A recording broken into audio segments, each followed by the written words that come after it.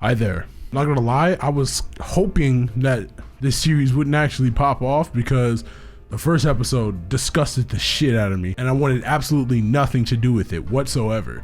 But you guys showed a lot of love on the first episode, so we gotta keep it going. Another episode of Saya no Uta is upon us. If you haven't already, please subscribe to the YouTube channel and join the Discord server. Best community on earth, no cap.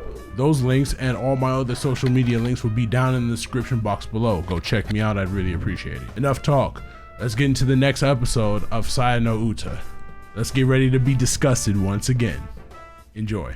Here we go. Once again, time to get disgusted. That's what we're here for. The disgusting gameplay of Saya no Uta.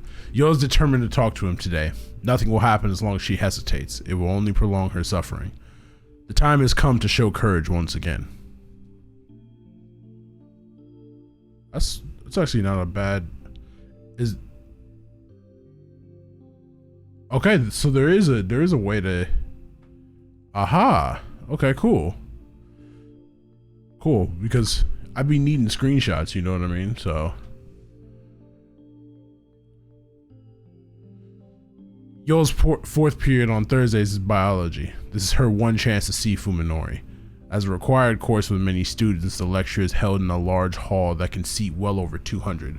But since the room is usually only half full, it is rarely difficult for Yo to find the seat she wants. Yo prefers to sit near the center, where it is easiest to hear the professor. Most of the students congregate in this area for the same reason. Fuminori usually sits beside her, although given the ambiguous state of their relationship, she knows better than to take this for granted. Still, she tries to save a seat whenever possible. The classroom isn't crowded today, so Yo is able to set her bag on the seat next to her without inconveniencing anyone. But when the professor arrives at the usual time to start class, there is still no sign of Fuminori. After waiting for about 10 minutes, Yo scans the room furtively. Fuminori is there, sitting alone in the far back corner. Did he miss Yo when he came in? No, he couldn't have, and besides, no serious student would willingly sit so far away from the front. Feeling miserable, Yo slides her bag back over to herself. Damn, she going through it. Fuminori is out the door the moment the class ends. Yo barely manages to catch up to him before he disappears down the hallway. Fuminori! Fuminori jerks at the sound of his name. You would think she just screamed at him. What? He turns to her and asks reluctantly. Low-key a fire picture, brother. I'm gonna need that. Thanks. Now that they are face to face, Yo is painfully aware of how much weight Fuminori has lost. His sunken eyes and protruding cheekbones are a far cry from the features familiar to her. She wonders whether he's under a lot of stress or perhaps not getting enough nutrition. Maybe it's both. He definitely looks a lot more tense than he should, afraid even, though of what she can't imagine. His eyes move restlessly from point to point and he refuses to look Yo in the eye. It hurts to see Fuminori this way. What could have changed him so? Today, she reminds herself, rekindling the flame of courage in her heart. I want to talk to you about something. Do you have some time? It's a little... The courtyard is empty and silent. No one is willing to sit and chat in the cold November air. So what is it? Don't you remember? Yo almost blurts the question but manages to keep her composure. I kind of fuck with this picture too. There's a lot of pictures I fuck with so far. I'm fucking with it. I don't know why. Maybe I shouldn't be, but these are good pictures. They're good pictures. You've been acting strange lately. I'm worried about you. Well, a lot's happened. He smiles like it's nothing, but even that seems forced. He's even standing precisely one pace farther away from her than he used to. Is that really all? What more do you want? Yo manages to keep from flinching at the harshness of his tone. It's like you're struggling with something. Rather than answer, Fuminori grinds his toe into the dead grass at his feet. Fearing that her determination might flag, Yo lets the words come as they may. It's like there's a terrible weight on your shoulders, and it's slowly breaking you. That's how you look to me. Oh, really? Fuminori mutters through clenched teeth, no longer trying to deny it or change the topic. This is an even clearer sign of rejection than his prior evasiveness. But Yo's determination is strong. Today, at least, she won't back down. It's times like these, she implores, trying to convey the sincerity of her feelings for him, that you need your friends. Oh, fuck. I feel really bad about your parents. But you're not alone. You have Koji and Omi and I gotta take this picture, but I don't like it. You have me. Yo can no longer stop the words pouring from her lips. She fears that if she does not unleash her feelings now, they will be lost forever. Fuck. I think we can help so you don't have to deal with it all by yourself. Even if we can't do anything, just talking to us might make you feel better. I want to help you. We all do. So please tell me. Stop it, Fuminori shouts, silencing Yo's entreaty. She promised herself that she wouldn't back down, but Fuminori's expression is terrible enough to shatter her resolve. The look in his eyes is not anger or any warm-blooded emotion. It is hate. Murderously cold hate. Dude, I feel so bad for her, bro. I feel so bad because he wouldn't respond like this if he's not seeing these fucking demons. Come to think of it, I never gave you an answer, did I? He remembers. He remembers, and he still has treated her so coldly. That is all the answer she needs. If his words stab any deeper, she might very well die. I never saw you in any special way before. When you asked me out, I wasn't sure how to respond. I didn't know how I really felt about you then, Fuminori, but now I can give you an answer. I've had plenty of time to think it over, you know. I hate you, Tsukuba. I don't even want to look at you. Holy fuck. Okay, wait, bro, you gotta relax. You gotta relax. You gotta remember this is not how she looks like. You know you have a condition, bro. Why are you like this? Don't cry, Yo tells herself, but it's too late to stop the tears from pouring from her eyes. I suppose it's too much to hope I never see you again. We do go to the same school. Good God. This is like the worst. Oh my God. Yo is, okay, she's getting cooked. So just make this the last time you speak to me, okay? Your voice makes me sick. How can you be so cruel? Yo whispers in shock and despair. To which Fuminori twists his lips into a malevolent smile. Oh my God. You should really try thinking for yourself once in a while. I bet it was Koji and Omi's idea, wasn't it? Well, you can play and love all you want, but leave me out of it. That's all Yo can take. Even after shedding tears in front of him, she absolutely refuses to let him hear her cry. Any disgrace would be preferable to breaking down here. So she runs, fleeing breathlessly from the courtyard with Fuminori's cold smile at her back. Holy fuck. That was the worst rejection I've ever seen in my life.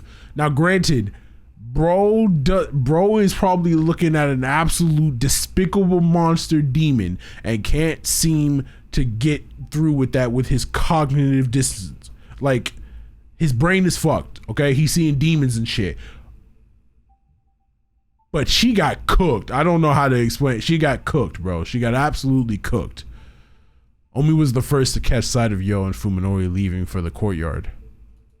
Reluctant to interrupt them, but still unwilling to leave them alone, she and Koji ended up watching the whole thing from the shadows. That asshole. Good God. Got her shit fried, bro. Throughout the exchange, Omi was clearly itching to jump out and punch Fuminori in the face. Knowing her temper, Koji kept firm hold of her arm until the end. If he hadn't, she might have very well have done it. Fuminori leaves after Yo, his every step seeming to take an act of willpower. Koji sighs heavily into the once more empty courtyard, but the bitter taste in his mouth will not go away. What's wrong with him? Hey, have y'all ever tried putting a motherfucker in a car accident again? Hear me out. Okay, that sounded horrible, but hear me out. What if You just put him in another car accident, right? And then he like hits his head so damn hard that the shit goes away or something. I don't know. Even Koji cannot forgive Fuminori's treatment to Yo. However, the first thing that he feels is confusion, not anger. Koji has known Fuminori since long before college. Fuminori was never this cruel before. There is no question now that the accident changed him. Are you just gonna let this go? I don't want to, but what can we do? Something besides watch, Omi shouts, her face red with fury. I won't be satisfied until I give him a piece of my mind. I won't make Tsukuba feel better, but it'll make me feel better. Yo and Omi are best friends, just like Koji and Fuminori. In fact, it was the relationship between Koji and Omi that brought the other two together. Omi's anger was only natural. Okay, Omi, go ahead and go talk to Fuminori. You get cooked up too. Bro does not care, okay? He does not see y'all as human no more. He finna cook y'all up. I'm going to talk to him alone. You don't have to come. You serious? I can't wait for this. This is gonna be great. Take care of Yo for me, will you? She's probably really hurt. She'll need someone to be nice to her after she's done crying. Wait, shouldn't we switch jobs? You know how I am. If I try to comfort her, I'll end up making it worse. Yeah, you've got a point. Hey. Anyway, just go easy, okay? Ending the conversation before Omi's mood gets any worse, Koji heads off to find Yo. Oh, this is gonna be good. This is gonna be good. Fuck, please stop. Oh God, I feel awful, miserable, but also refreshed. I finally crossed the line. I knew it would come crashing down like this sooner or later. Having become unable to feel anything but disgust for other people, there was no way I could hope to maintain the relationships I had before the accident. Today's incident will definitely get back to Koji and Omi, and everyone will be convinced I've had a major change of character. Honestly, I don't care anymore. At least I probably won't be committed for this. I just need to avoid acting any stranger than I already have. If this puts a rift between me and the others, good. The thought of all the stress I'll avoid brings a smile to my lips. I'm fed up with them sticking their noses into my life. It's like they don't care that they make my gut turn just by being near me. I've been terrified of them until now, but today I struck fear into one of them. In that sense, it's something of a relief, but I'm not entirely without remorse for what happened. The person I just demolished with the verbal equivalent of a nuclear bomb used to be my friend Yo. Even if my senses don't believe it, my mind accepts the theory. I don't have any particular grudge against Yo herself, and I didn't want to hurt her. In retrospect, perhaps I should have just ignored her outright. Yo was an attractive girl. I certainly didn't think badly of her. To be honest though, I was annoyed when Koji and Omi tried to stick us together. It felt like they were using us as entertainment, and Yo seemed totally oblivious to the fact she was dancing to their tune. Her cluelessness was irritating. Still, I knew that none of them meant any harm. Back then, I didn't have any reason to hurt others just to get in my way. If having a casual relationship with Yo would keep our circle of friends together, I was willing to make that compromise. Now, however, there is no room in my heart for such forbearance. If merely talking to someone is an ordeal, then how can I expect it to show them kindness? These ruminations have left me exhausted. I want to return to Saya as soon as possible, but thinking about the packed trains and crowded downtown streets between here and home saps my spirit. Catching sight of a nearby bench, I sit down and close my eyes to the horrors of the world. I can't do anything about the stink or the noise, but at least I can calm my nerves enough to rest. Dude is living a horrible life. When I regained consciousness in the T University hospital ward, the world was as dark as it is now. I had not yet recovered my sight, even though my eyes and optical nerves were undamaged. It must have been an after effect of an accident. Blindness was a shock, but now I know that my suffering then was nothing. After all, my senses of hearing, touch, taste, and smell were all fine at the time. The real horror began when my sight returned. Boy, hell no. Imagine waking, bro, imagine being a normal human being and you wake up and see this shit. I'd be so cooked.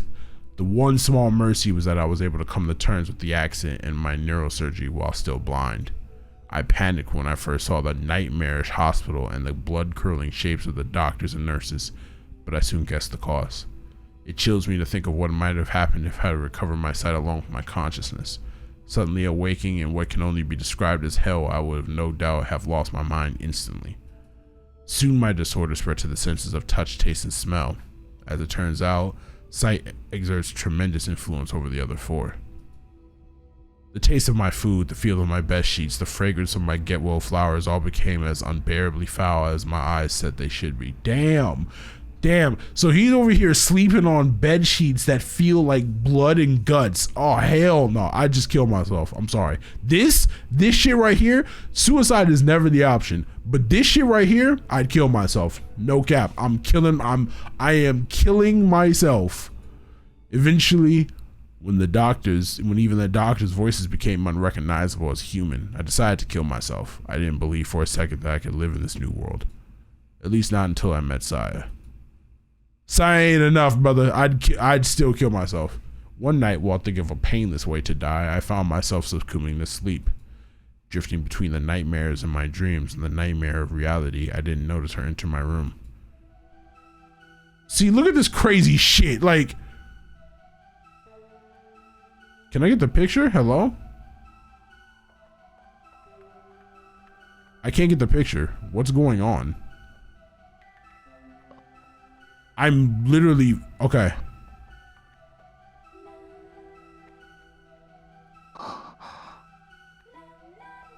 Thanks. This is definitely a Nitro Plus game. You hear this music? Okay, I didn't read anything. The next thing I knew, there was a face staring down at me from next to my bed.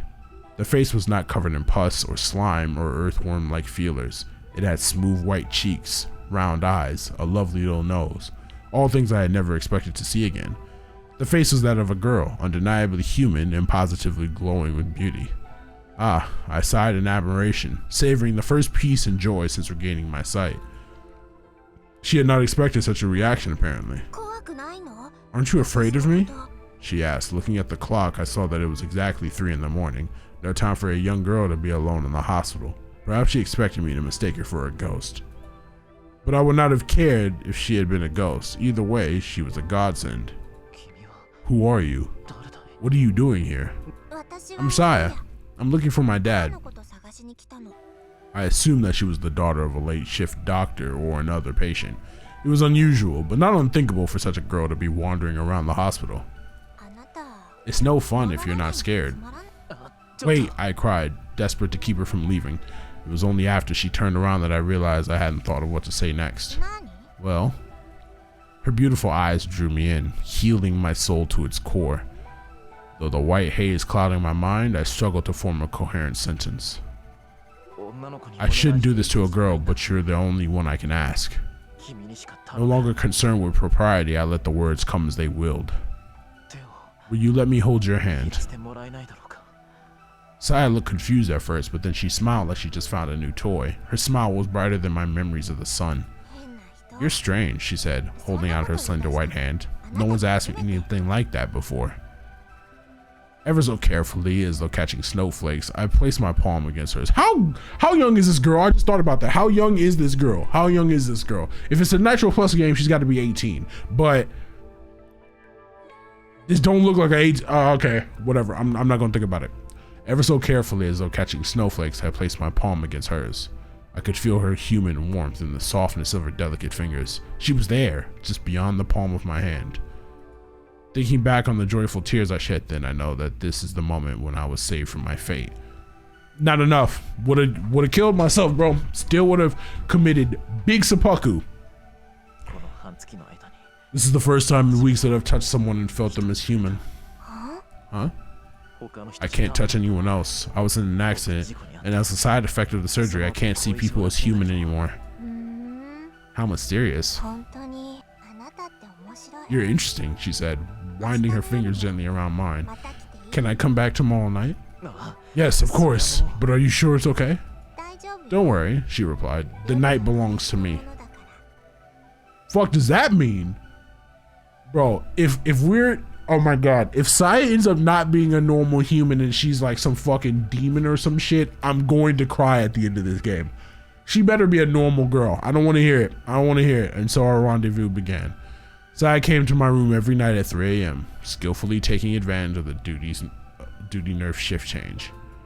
I was astonished to learn she was living inside the hospital. It's so big that I never run out of places to hide. Oh wow, that's a save button? Okay. That I never run out of places to hide, she said, answering my surprise with a nonchalant smile. She had been living in the suburbs with her father, she told me, until one day he suddenly stopped coming home. After she had tired of waiting, Saya decided one night to sneak into the hospital where he worked, and there she lived for over 2 months, searching for his whereabouts all the while. Don't you have to go to school? No. Dad taught me everything I need to know. I'm really smart. She was a strange girl. On the one hand, she looked and acted like a child. On the other, she was remarkably self-reliant, and at times exhibited a sharp intelligence and deep knowledge that many may have found unsettling. I didn't care. Saya was the only other human in the world gone mad. Her existence meant far more to me than the standards of society. Aren't you worried you might get caught? Nope, I don't have to worry about food here, and it's a lot more fun than staying in Dad's house by myself. I looked through the patient list and found the ones who have mental problems, Saya continued, grinning mischievously. Sometimes I sneak into their rooms late at night and scare them. Even if they raise a fuss, no one believes what mental patients say. Okay, this girl is fucked. They just brush it off as a bad dream. Her confession reminded me that the hospital was famous for its ghost stories. Could imagine that there was actually a real girl impulsively roaming these hallways. So that's why you came to my room the first time. Yeah, sorry. Are you mad? While her pranks were hardly praiseworthy, I couldn't bring myself to scold her for the very thing that had brought us together. You shouldn't do it anymore. Will you come talk to me instead? Yeah, that's more fun for me too. This is great. Ah! Fuck. First off, great picture. I'll take that.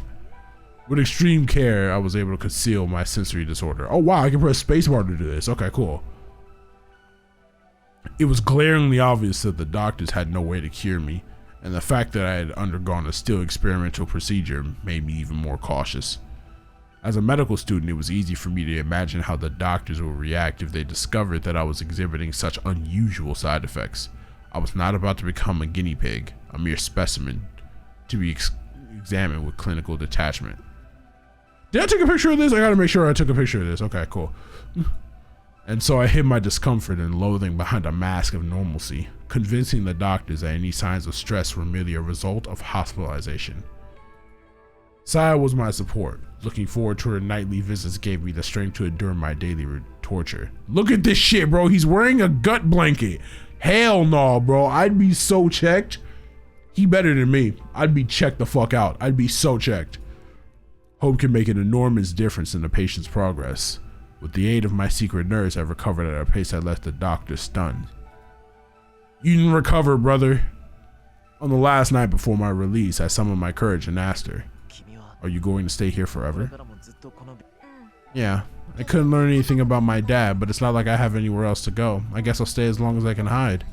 In other words, there was nothing keeping her there.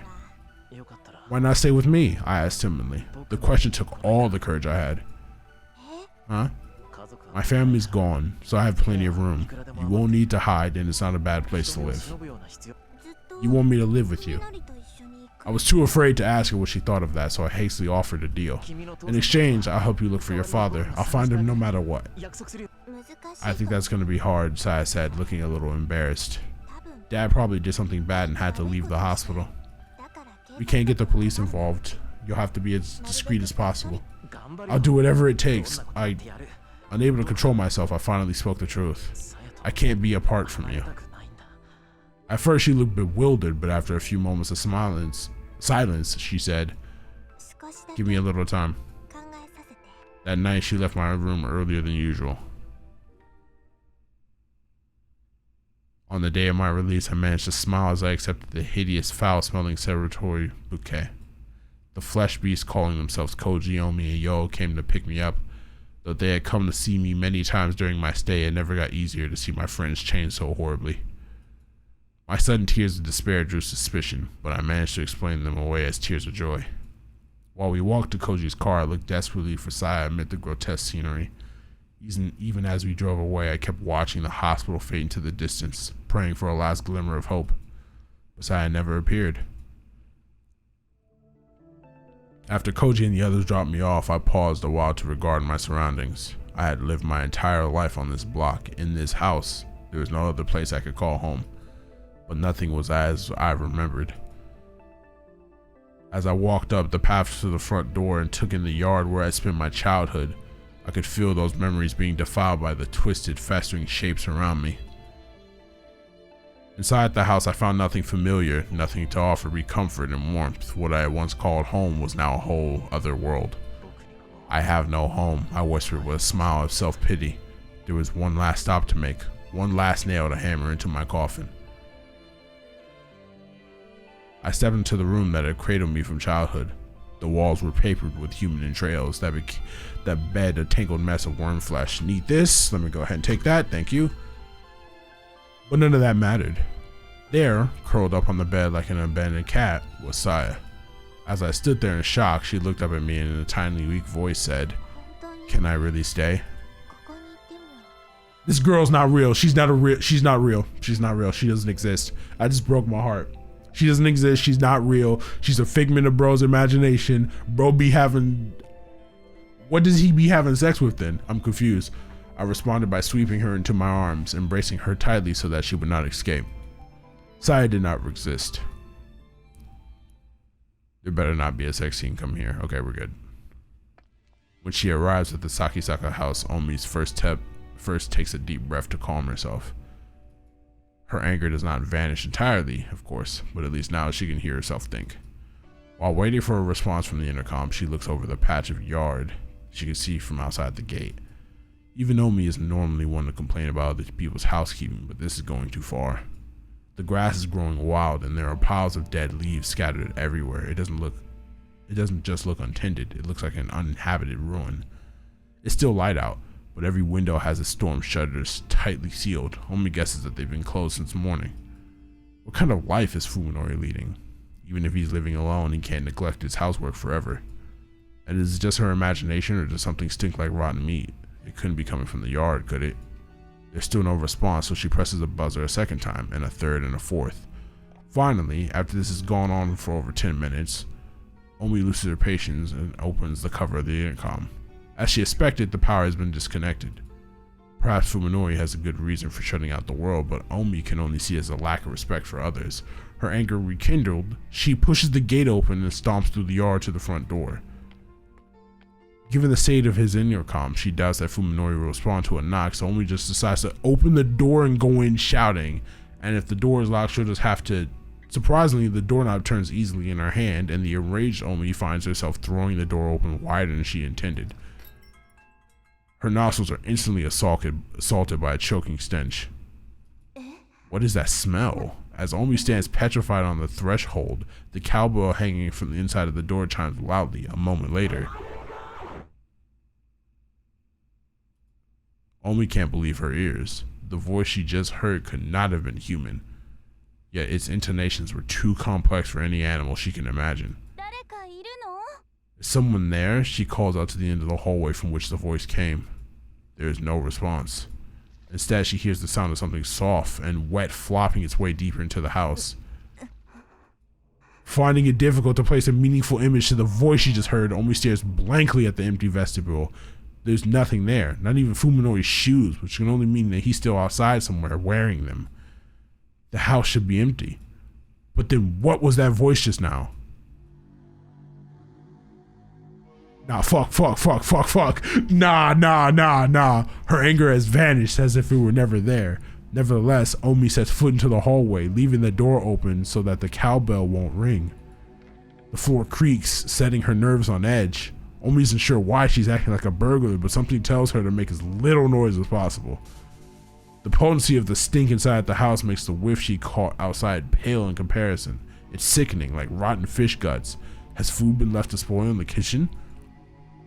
She hears a bubbling sound up ahead. Stepping gingerly on the creaking floorboards, Omi makes her way to the end of the hallway. She finds rooms to both sides of her, one lit, the other dark, and chooses to look into the lit room.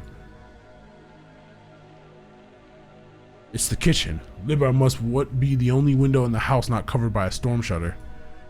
The sound she heard was the pot boiling on the stove, and on the chopping board next to it lie a butcher's knife and some half-diced carrots. A perfectly normal household scene with the light of the setting sun making everything the color of decomposing fruit. Something is wrong. Who was cooking here? Where did they go? Is anyone here? Omi calls, regretting it immediately as she realizes that her voice is shaking. As her words echo vainly through the silent house, she begins to feel foolish and defenseless. Suddenly, she feels something cold seeping through her pantyhose. She timidly reaches down to touch her feet. Her fingertips come away, covered with a vicious olive green slime, like the filthy water from a tank log clogged with algae and dead fish. The whole floor is covered with it. It must be the source of the stench. Omi now wishes that she had worn her shoes inside. Manners be damned. When she looks back ruefully the way she came, she realizes that her current position is not visible from the entrance. The kitchen must be where that strange voice came from. This isn't fun. This isn't fun. The next room is probably the den. As expected from the closed storm shutters, it's pitch black inside. This is not fun. Omi wants nothing more than to flee this house, but that would mean turning her back to the darkness, and that she simply cannot bring herself to do. Okay, these are some great photos. I'm not gonna lie, we're getting some great pictures. Moved by some irrational compulsion, Omi sets foot into the den. It is too dark to see anything, and the stink is far worse than before. She slides her hand along the wall, feeling for the light switch. Finding it much sooner than she expected, she flips it on like it's her last hope. The colors. The colors. So many colors. The purple of entrails, the brown of rotten meat, the crimson of fresh blood, the yellow of fat. These colors, and more than cannot be described, cover every inch of the room in maddening array. The colors say all that needs to be said about the painter's hatred, malice, and insanity. Omi's legs give out from the shock, sending her to the floor. Slime immediately soaks through her jeans, its cold tendrils creeping up her legs, crotch, and her neck. Her hand flies to her neck, where it is greeted by another drop of chilly slime. Above her, something is dripping on her head. Making perhaps the worst decision of her life, Omi looks up. The predator clinging to the ceiling, poised to leap upon his prey, she sees it in every detail. Her mouth and nose are sealed before she can even scream, and her belly is torn open as something enters to feast on her innards. But by the time she feels any of this, Omi has already gone mad.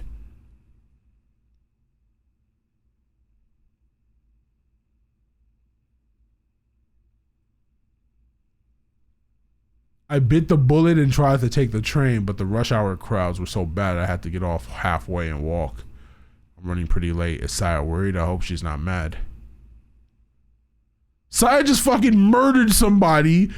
When I entered the yard, I realized that the front door had been left wide open. Light from the living room is seeping out into the hallway, and I hear what sounds like someone smacking their lips. There's also a tantalizing fragrance in the air. Is it Saya? I consider calling out to her, but decide to enter in silence instead. Something smells strange, though not unpleasant. The aroma is quite soothing. In fact, it reminds me of Saya's hair. At first, I am surprised by what I see in the living room. The floor is covered with what looks to be some kind of grass, probably the source of the herb-like smell, and there are fruit and vegetable-like balls of varying size scattered everywhere. Saya.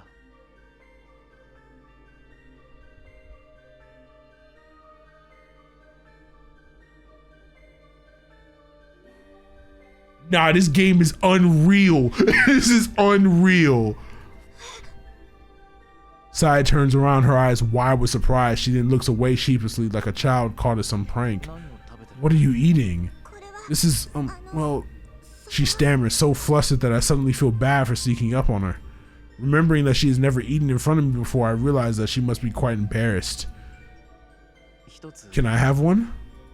I scoop up the closest fruit thing and pop it to my mouth, and knowing Saya's attempt to wave me off, it has a strange texture, soft and pliable like a peach or a pear. When I bite into it with my back teeth, a succulent juice fills my mouth combined with a sharp, strong fragrance. It's unlike anything I've ever tasted. How did you make this? What did you use? It wasn't hard. I just took it apart and melted it a little to make it easier to eat. It's practically raw. Oh? I pick up a different lump, this one consisting of fruity flesh around a hard core. Tearing a chunk off into my mouth, I find that it has a similar taste to the last one. Hey, are you okay? Yeah, even I can eat this. In fact, it's good.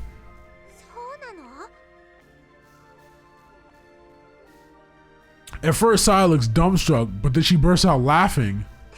So this is what you like. Now I feel stupid for going through all that trouble. Is this what you always eat, Saya? Yeah, though it's been a while since I've had one so big, I usually catch them in the nearby park. There's an impressive nature preserve not too far from here. I've never heard about fruits like these growing there, but, well, of course, they only look like fruits to me. They're really something else. Sorry, I already ate the best parts. That's okay. There's always next time, and now we can eat together. Saya seems really happy. I'm happy too, of course. Eating with someone is much more fun than eating alone, and it makes the food taste better too. There's still plenty left. It'll keep chill for 2 or 3 days, though it won't taste as good. Then we better start putting it away. Sealing the small fruits in Tupperware and the large ones in pots and bowls, Saya and I stored the remaining food in the refrigerator. Thinking of tomorrow's dinner fills me with anticipation. You are eating your friend! Oh, oh my god, bro, oh, fuck. Oh no. I feel that little by little, I'm starting to regain the joy of living. Saya will guide me. With her, I can live on.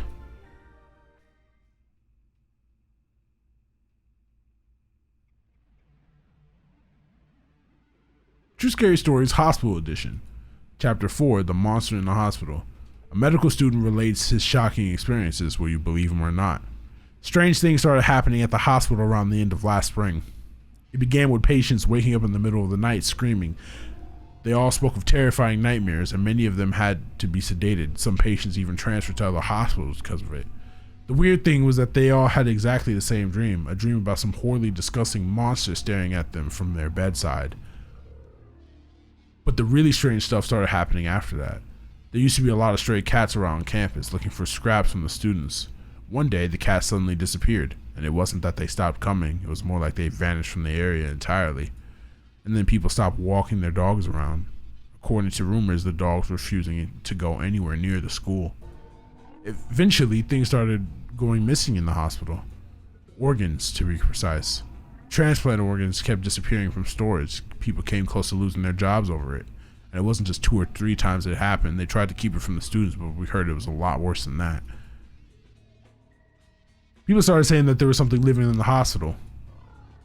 The janitors would find some strange messes that could only have been made in the middle of the night. Traces of something that had crawled down the hallway, or weird stains caused by something dripping from the ceiling.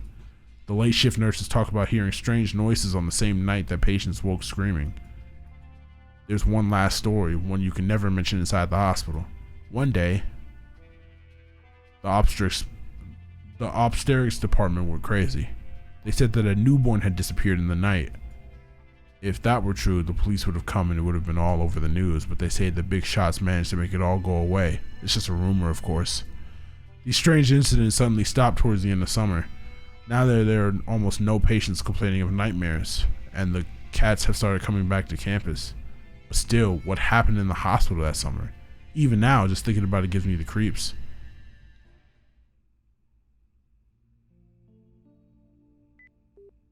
This is an extremely unserious fucking game, bro. Oh my god, bro. Omi just got fucking devoured by 2 people. Well, one monster and then one human. What the fuck? What? Okay. I thought the sex scenes were bad. Nobody told me there was cannibalism in this game. Nothing. This is the third day in a row that they haven't been able to get in touch with Omi because she's cooked product, literally cooked food. She's in a fridge right now.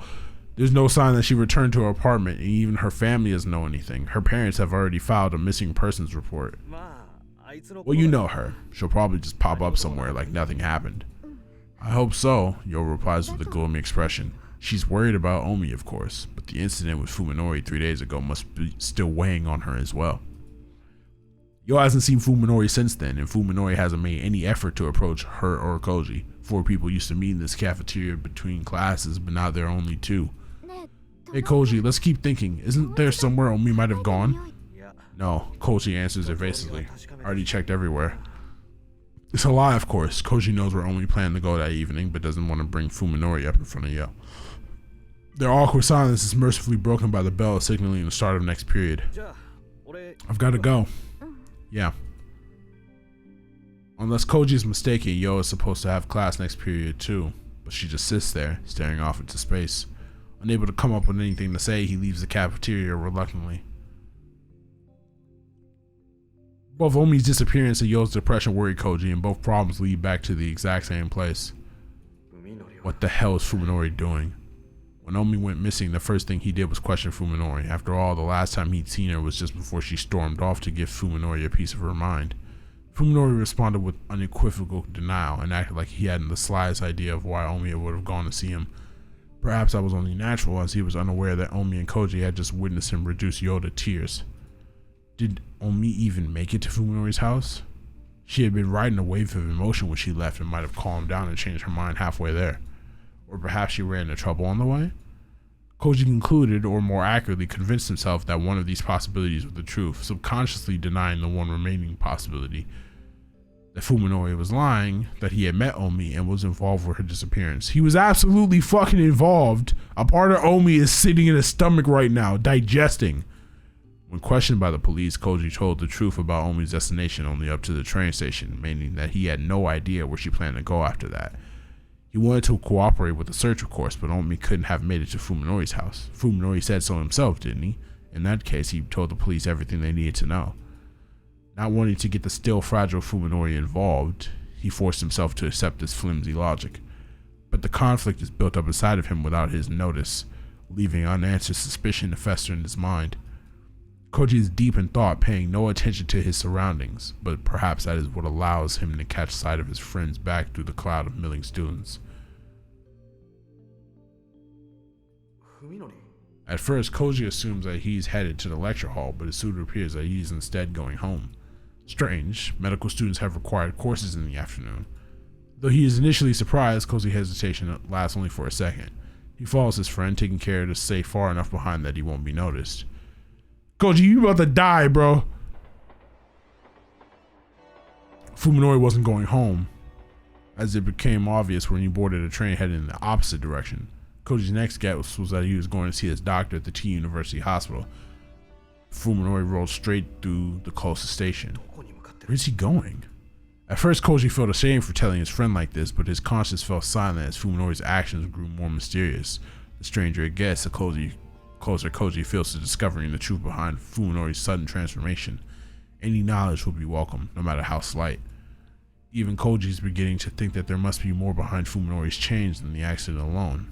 He wants a more satisfying answer, one that will help him decide whether Fuminori can still be trusted. Fuminori gets off at a small station in a nondescript suburb of Tokyo. Koji follows, trying not to lose sight of him amid the other disembarking passengers. I am locked in, goddamn. The area is quite desolate, with only a small bookstore, a convenience store, and a market in front of the train station. It is easy for Koji to keep Fuminori in view. This neighborhood was carved out of the Fuji foothills. Here and there remain steep inclines and wooded areas that escape assimilation. Koji is amazed that such a quiet place exists less than an hour out of central Tokyo. Fuminori seems to know these streets. He moves quickly and purposely through the suburban community, his eyes fixed straight ahead. Before long, Fuminori reaches a house. Without ringing the bell or even knocking, he opens the door and vanishes inside, leaving Koji to wonder how Fuminori can treat the house as his own. After waiting to see if Fuminori comes back out, Koji approaches the gate and checks the nameplate. Ogai reads. Koji has never heard of anybody by the name among Fuminori's acquaintances. Next, his attention is drawn to the thick wad of leaflets sticking out of the mail slot. This, coupled with the general dilapidated feel of the place, suggests that it's been abandoned for some time. A small playground about 2 blocks away provides an adequate vantage point from which to watch the front of the Ogai home. Fortunately, it does not appear to be the sort of house that has a rear exit. Koji settles down on a bench to begin his stakeout. I should have brought more smokes. 1 hour passes, and then another, but there remains no sign of movement around the Ogai residence. Soon twilight settles upon the neighborhood. After Koji's 1 pack of cigarette runs out, stakeout becomes a battle against mounting impatience. He kills time by redialing Omi on his cell and sending her short text messages, but his efforts are futile, as he knew they would be.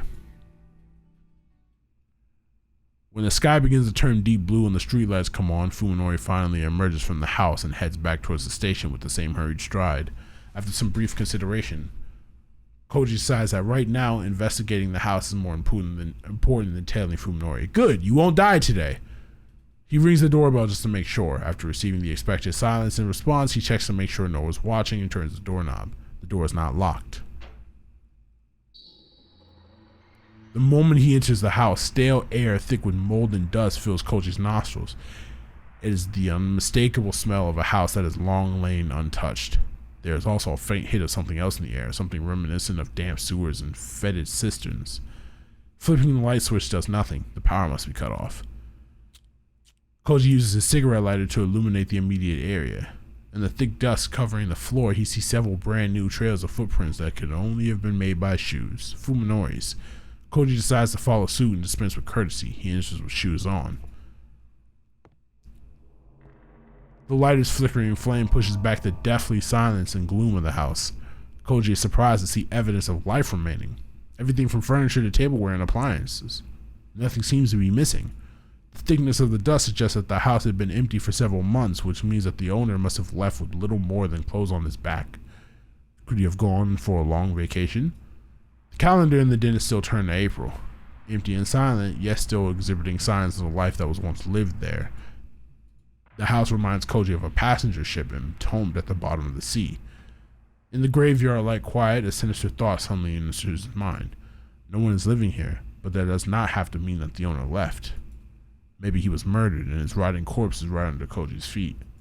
He finds himself wanting a stronger light. A flashlight in his head would make him feel much better.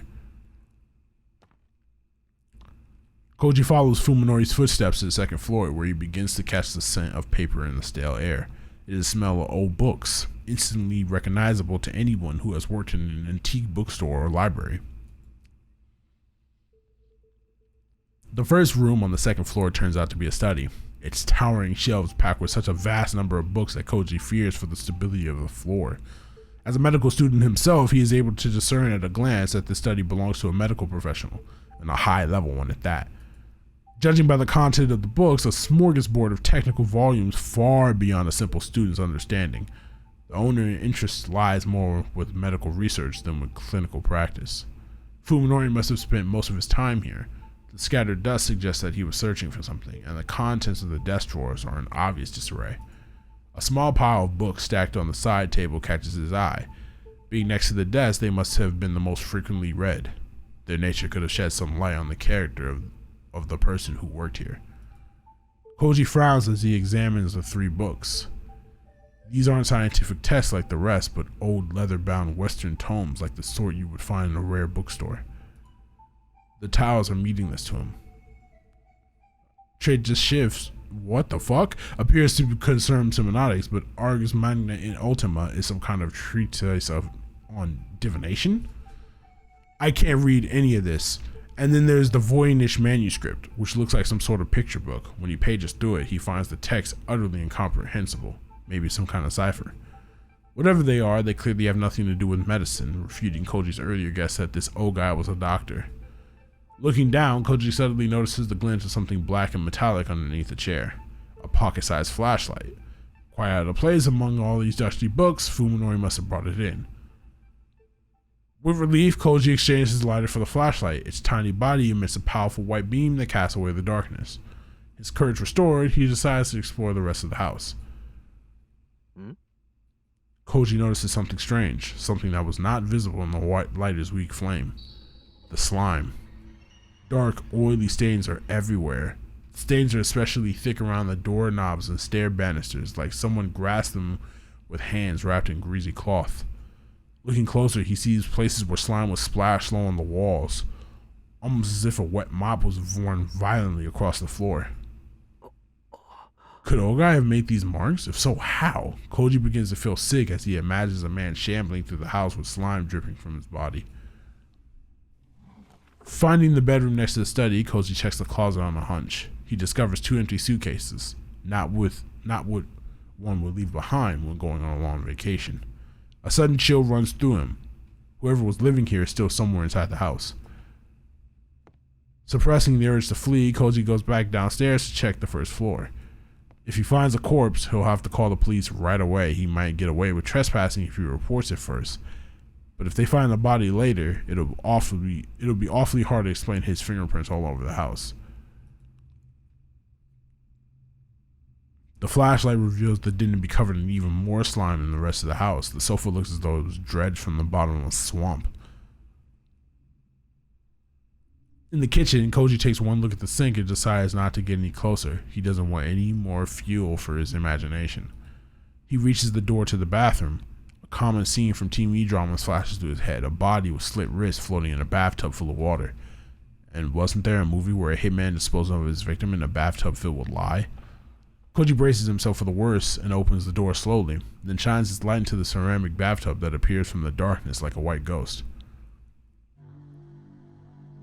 Bones. A mountain of bones, black with dry flesh and blood. Koji puts one hand against the wall to steady himself as his legs threaten to buckle. Something is wrong, he realizes, as he tries to desperately get into his thoughts in order. The bones are too small, and there are too many of them. They aren't human. After taking several deep breaths to calm himself, Koji enters the bathroom and examines the tub. The bones are piled atop each other like fallen leaves. They appear to be from small animals, perhaps cats or dogs. Even so, the quantity is mind-boggling. How many bodies would it take to produce this many bones? The bones have all been separated from one another, so it doesn't look like bodies were just thrown into the tub and left to rot. Each bone is covered with deep grooves, marks left by teeth biting through flesh. Koji's sanity wouldn't let him consider the possibility that a human could have done this. The owner of this house must have kept some sort of carnivorous animal as a pet, giving it the bones of small animals to eat and disposing of the remains in the bathtub. But why not dispose of the leftovers properly? They could have just been thrown out with the garbage, or was there something keeping him from leaving the house? The relief Koji felt when he realized that the bones weren't human is once again under attack. In the first place, what the hell was Fuminori doing here? Koji whirls around, his light revealing Fuminori's expressionless face. You're trespassing. So are you, Koji replies, barely managing to speak over the pounding of his heart. Fuminori pushes past Koji and looks into the bathtub. He doesn't even flinch at the sight of the bones. A friend of mine lives here. I'm just running an errand. What? Who is this person? Where did you meet them? Koji doesn't want to believe that the old, friendly Fuminori could have had contact with the destinies of this house. I'll introduce you one of these days, he says, turning to leave without even a glance at Koji. I owe her my life. Koji runs after Fuminori, his heart is finally beating normally again. Wait, is this friend of yours the reason you've been acting so strange? Standing in the entrance, Fuminori glares coldly at Koji over his shoulder. The utter lack of emotion in his eyes gives Koji pause. You followed me, didn't you? Koji swallows. What can he say? You're starting to bother me, Koji. Don't do it again. Fine. Fuminori walks away without another word, leaving Koji alone in the entrance. Up until this very moment, concern for his friend was still at the forefront of his mind. Now, however, that concern is swiftly giving way to a growing sense of dread. Does the Fuminori he knew no longer exist? Was the person who just stared Koji down an imposter wearing Fuminori's skin? Koji has begun to believe that it might be so.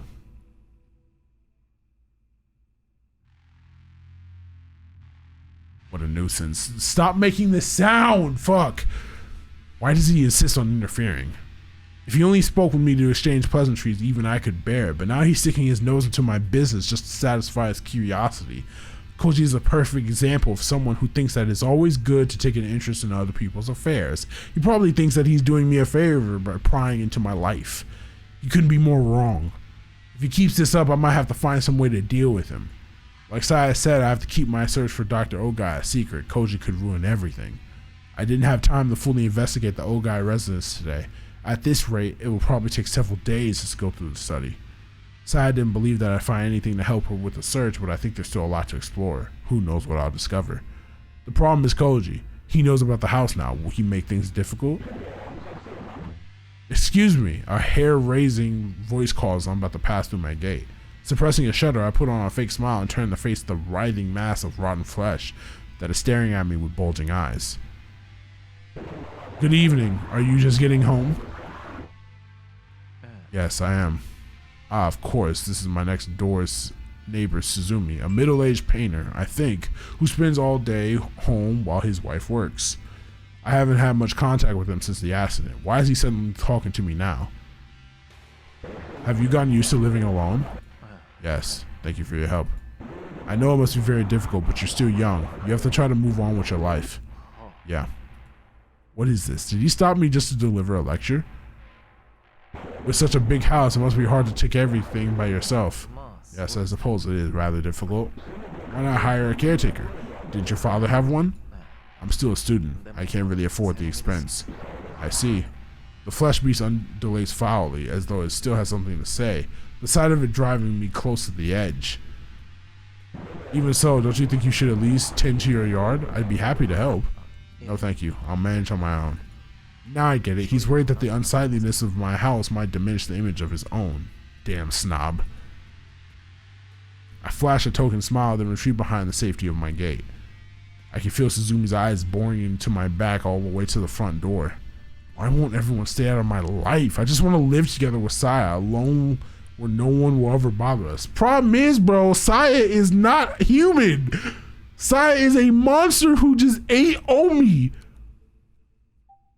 Suzumi Yosuke sighs in annoyance as he watches the neighbor boy retreat into his house. What's with his attitude? Even while talking, he kept his eyes averted, as to avoid looking at something repulsive. Has he always been such an unpleasant young man? No, of course not. When his parents were still alive, he had been a normal youth, a little shy, but sensitive and caring. It must be the stress of his sad situation. If it continues to build, he might start to develop serious mental problems. He's already got them, bro. He's already got them. Is it already too late? Yes, it's too late. It's too fucking late, bro. He literally had sex with a monster. It's too late. Even during dinner, Yosuke can't shake the neighboring house from his mind.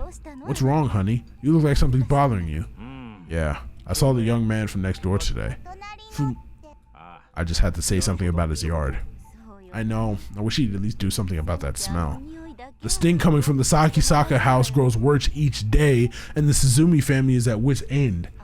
Could there be a dead cat in his bushes? He must notice the smell coming from his own yard. Maybe he's leaving his garbage out there.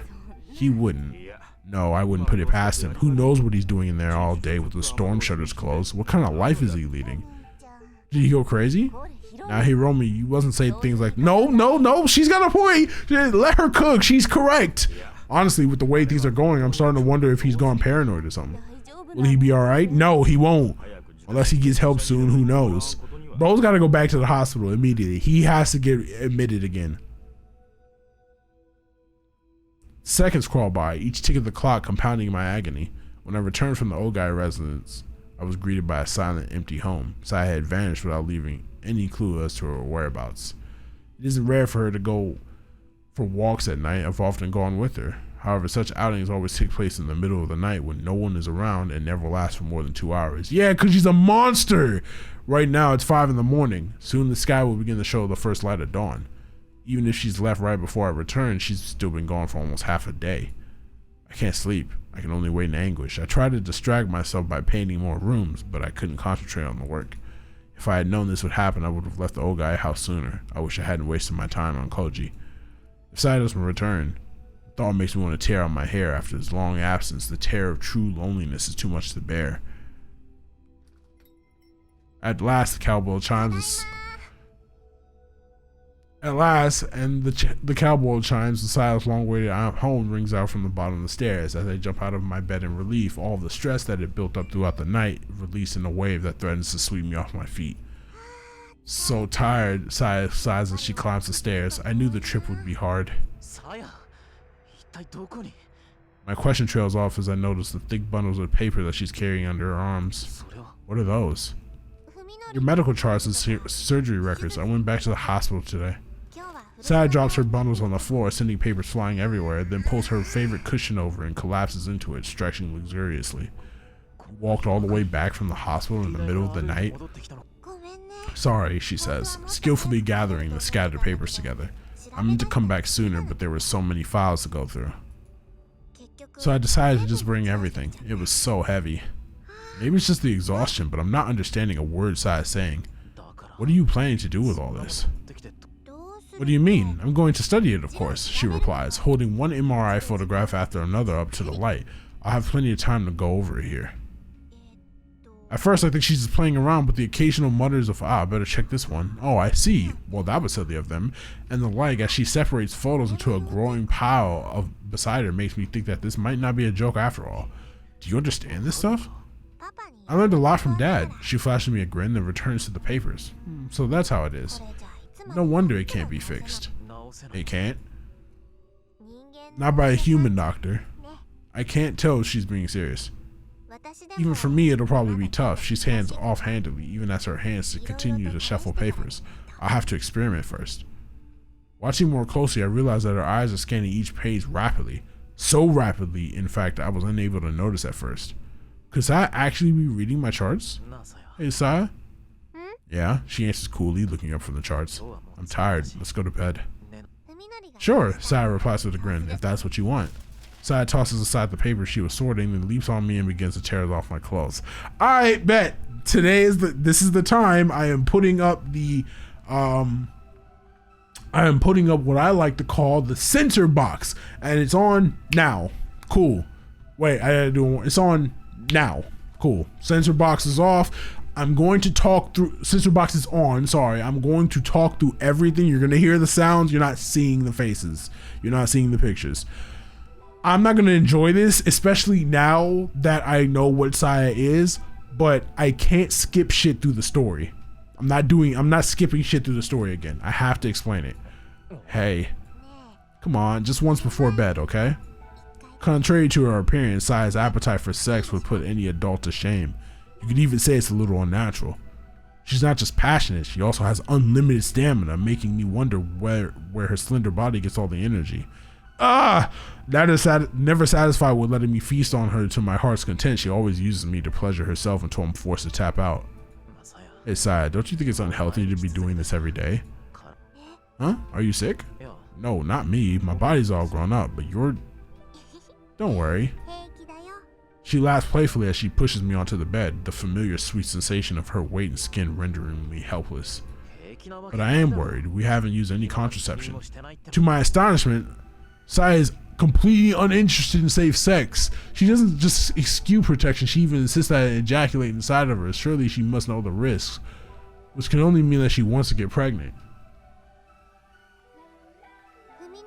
Fuminori, she whispers, staring straight into my eyes. You don't want me to have your children? Actually, I didn't put the box up yet. Because this isn't bad. How can I respond to that? It's not that. Your body is too small. Pregnancy is a serious burden, you know. That's not really something you have to worry about. Saya seems unsure how to reply, but not because she doesn't understand what I said. Rather, the bemused look on her face makes it seem as though I'm not the one getting it. But I know you're just thinking of me, she says suddenly, her smile glowing with innocence. So I'm happy. Bro, she's not getting pregnant, bro. By the time I break the spell of her angelic smile, Saya has undone my belt and is removing my pants. Alright, it might be time for the box. Come on, Saya. Come relax, she says teasingly as she bares my crotch and wraps her slender white fingers around my penis and testicles. Tonight, I'll do it so you don't have to worry. Yep, box is on. Alright, cool. The feeling of her willingly... This is not going to be fun. I'm not having fun now. This is... The feeling of her willingly unblemished fingers embracing me is enough to fill me with twisted ecstasy and draw out my male instinct. Seeing my response, Saya brings her face to my groin and lovingly wraps her lips around the head of my penis. My hips jerk involuntarily at the unexpected intense shock of her sucking hard on such a sensitive area. Did that hurt? She asked, looking timidly up at me as she soothingly strokes my shaft. I'm not having fun. No, I'm fine. Where did Saya learn how to pleasure a man so well? I can't believe the precision and skill of her ministrations. Her sinuous fingers are like snakes coiled around my manhood, their sensual undulations drawing desire forth from my loins. These pictures are so bad. Oh my god. As if all 10 of her fingers weren't enough to draw me in pleasure, next she has her lips and tongue. Oh, they put sounds. They put sounds. I might have to skip this. I might have lied. A damp heat differing from that of her womb presses down on me from all directions. Looking down, I see my lust filling her tiny mouth, stretching liquid. No. I'm done. I'm out of here. I'm out of here. I don't need this. Holy shit. She looks up at me, answering my confusion by smiling like she just pulled the greatest prank of her life. Her small tongue darts out from her lips to lick away the last milky remnants around her mouth. That tongue was, the thought sends a worrying jolt of pleasure to my brain. See, you don't have to worry if I do it like this. Oh, well, what am I supposed to say to that? Hey, was it bad? It didn't feel good? Hearing the sudden nervousness in Saya's voice, I hastily stammer. Of course it felt good. It felt so good that I thought I'd go crazy, but I can't say that, can I? But Saya, you didn't have to swallow it. What? But I want it. Suddenly distraught, Saya clings to me like a child who's just had her candy stolen. I want every last drop of it. I want it. Nah. So Saya really doesn't want to bear my child. No, she doesn't. I'm not adverse to the idea. It might be too early, of course, but there isn't much point in worrying about my reputation now, assuming that Saya and I will be left alone. I even welcome it. However, that only explains her appetite for normal sex. I still don't know why she wants to swallow, of all things.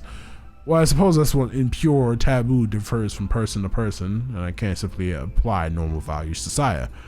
You don't like it? She gazes up at me pleadingly. How can I resist? I do like it. As long as you're okay with it, so am I. Saya smiles with relief and burrows contentedly into my chest. I love you, Fuminori, she purrs softly. With her body draped over mine, I become even more aware of how light and delicate she is. Can this tiny girl and I really live as husband and wife? I feel a pang of self-loathing at the question, how can I still be afraid after all that's happened? Saya's feeling is so earnest, how can I not accept them? I need to resolve once more and for all to rid myself of the useless trappings of morality. Saya and I are all that matters. There's no point in worrying about others think anymore. Although I suppose I should still talk to Saya's guardian, of course. I need to find Dr. Ogai as soon as possible. By the time I drift into sleep and exhaustion, comforting embrace, all doubts about Saya's action have vanished from my mind. Whatever the case, all that matters is that she's returned to me.